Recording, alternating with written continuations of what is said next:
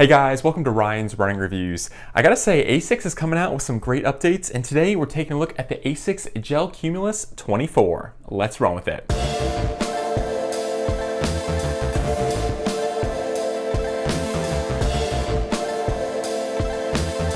Before we get started, I do want to say these shoes were provided to me by Roadrunner Sports. However, I didn't have a chance to preview this video, and this final synopsis is my own. I'd also like to say leave a like on the video and consider subscribing. Here we go. The ASICS GEL-Cumulus 24 got some major updates. We get a complete redesign this year. And if you're not familiar with this particular model, it's basically ASICS $130 classic neutral mid-cushion road running daily training shoe. So it kind of handles it all, can tackle a wide variety of runs, and it's kind of meant as your jack of all trades running shoe. As far as the weight goes, we go from 10.9 ounces down substantially to about 10.1. So we do lose quite a bit of weight this year with this update. Now, is 10.1 ounces the lightest daily training shoe out there? No, but I think you do get a lot of premium materials, a lot of plush comfort. So at 10.1 ounces, that's actually not that bad, and they've kind of dropped it a lot from last year. So I'm happy to see they're moving in the right direction. And personally, I don't feel like you give up anything, even though you lose quite a bit of weight. As far as the stack height goes, we get 24 millimeters in the heel, 16 in the forefoot for a new updated drop of 8 millimeters.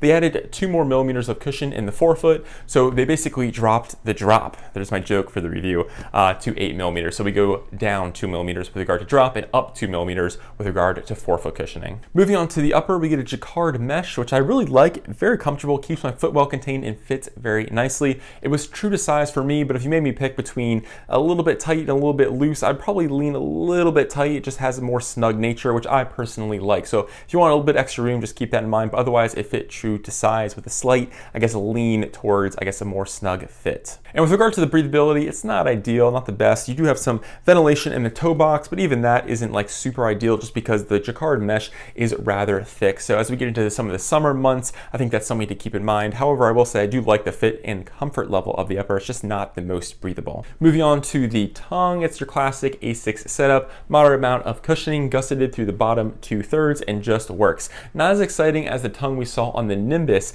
but this one does work very well. Now with regard to the lacing, very robust, kind of your typical ASICS lacing pattern, and I had no issues with it as well. It does provide a nice secure lockdown through the midfoot with plenty of customization options. And moving to the back of the shoe, we do get kind of what you see with most ASICS, a ton of padding and a really well built heel counter. Internal heel counter fits well, keeps your ankle and Achilles kind of all locked in place. The robust lacing system, the tongue, I think is just kind of like your typical ASICS experience.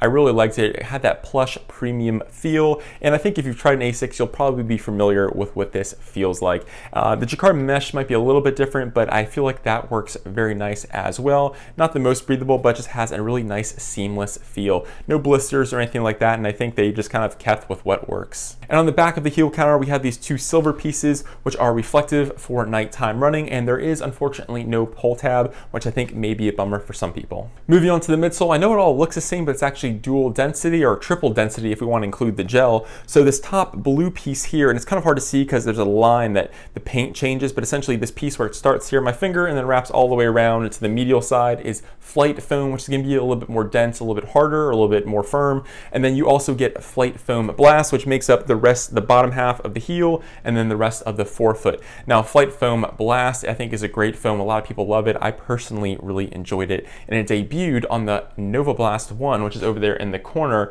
and that was kind of the big explosion where ASICS was getting into some new materials and new foams. They've been slowly starting to integrate it on a wide variety of shoes, now bringing it to this model here. Now, they also have a Flight Foam Blast Plus, which we see on the Nimbus, which is going to be even softer, lighter, and bouncier, but I think for most models, a Flight Foam Blast is going to work really well, and I think it does a great job here. And this is the GEL-Cumulus, so we have to talk about the gel. And it's still in the heel area, kind of wraps around, and then you also do get a small dot in the forefoot for some extra impact protection. Now, some people swear by this technology. They say they love it, can't live without it, and some people say they can't feel it. Personally, for me, I really kind of can't feel it, or I don't notice it, or at least I don't think I do. So it is kind of more an aesthetic touch for me, and I try to, do different little tests and everything, see if I can notice the gel, and it's kind of hard because there are so many different components, but they did include the gel nonetheless. With regard to the overall ride of the shoe, I thought thought it performed very well. I'm a big fan of the Flight Foam Blast. It's going to be a lot softer, lighter, and bouncier compared to previous years. You notice it mostly in the forefoot, mainly because the top layer of blue foam at the back of the shoe is just Flight Foam,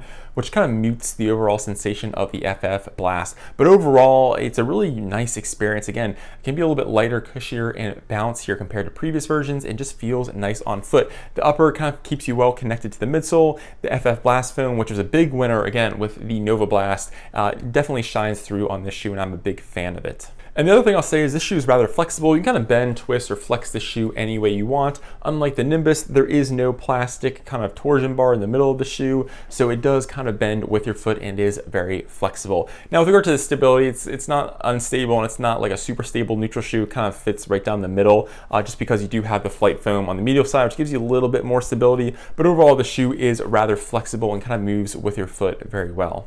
And moving on to the outsole, it should look familiar, especially if you're a fan of the Nimbus. We do get some flex grooves in the forefoot, which again contribute to why this shoe is so flexible. And there are two different kinds of rubber. A softer, I think they call it like ASICS light rubber in the forefoot, which is supposed to be lighter and just as durable as conventional rubber. And then AHAR Plus, which is going to be a harder, more dense rubber in the heel area for additional wear. Personally, didn't have any issues with it. Gripped the ground well. I thought it performed well. You get full ground contact, and I really didn't have any issues either way. So I think it kind of performs in line with like the Nimbus and other ASICS models.